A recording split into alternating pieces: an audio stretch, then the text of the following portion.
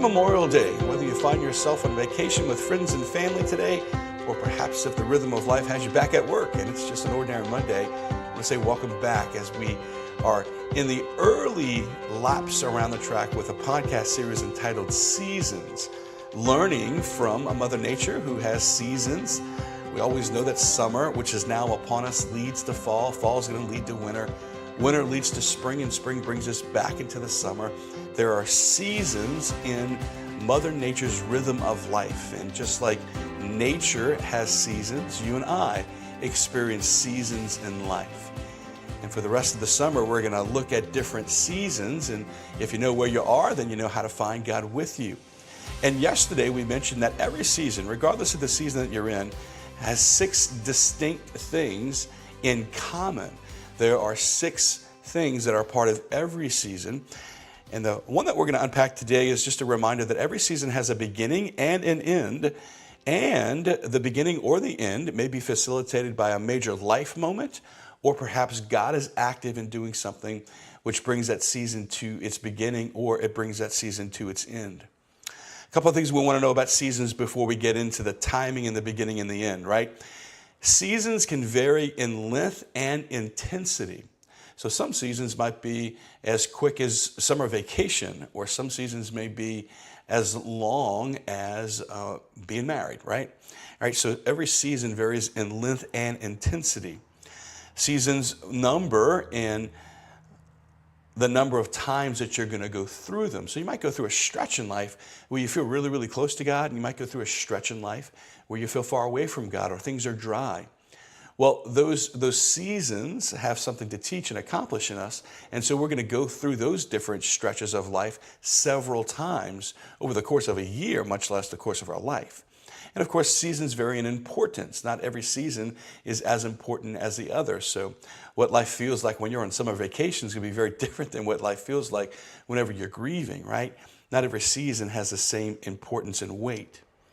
Sometimes seasons happen because life happens. Sometimes seasons either begin or end because we make mistakes or other people make mistakes. But it's important to know that seasons have a beginning and an end. And sometimes life is what begins the season. Let me give you several examples today. A school year has a beginning and an end, doesn't it?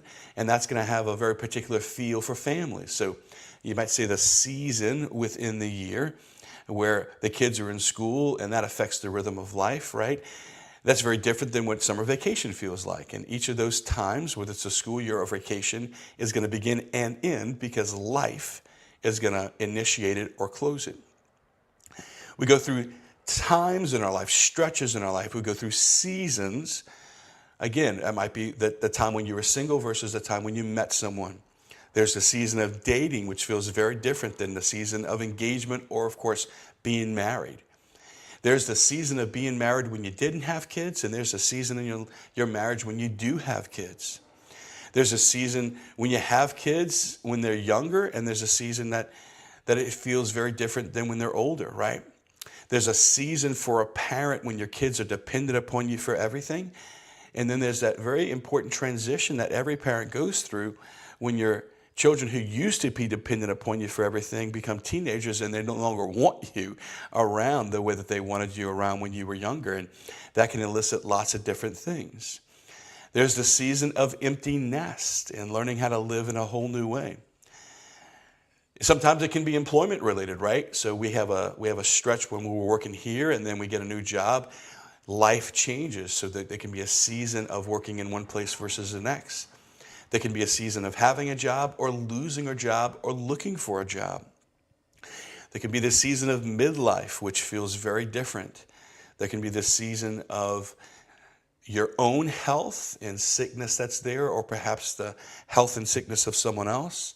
We can go through seasons of suffering, either because we ourselves are suffering or those we love are suffering.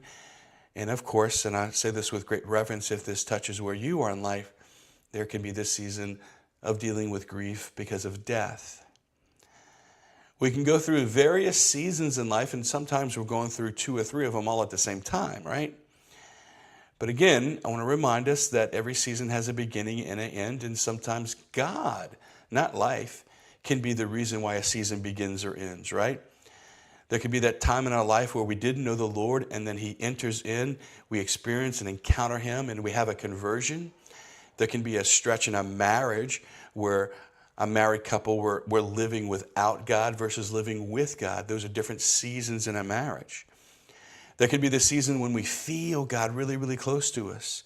And there can be times, stretches, seasons where we don't feel God.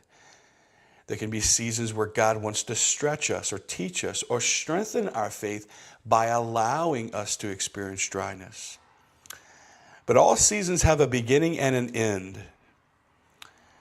When it's good, you never want it to end, right? Or you never think it's going to end. And if it's a bad season or if it's a tough season, then you never think it's going to end, right?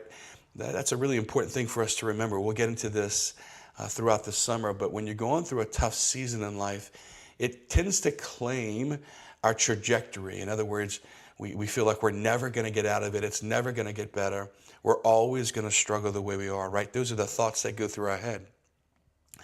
Every season has a beginning and an end, and it's important for us to know the beginnings of the season, because if we know that things are changing, then we know how to adapt in life, and we know how to pray and find God with us there.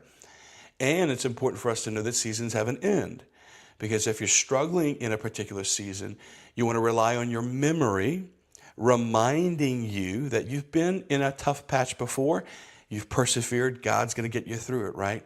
So knowing that seasons have a beginning and an end helps you know where to be and how to find God and how to persevere.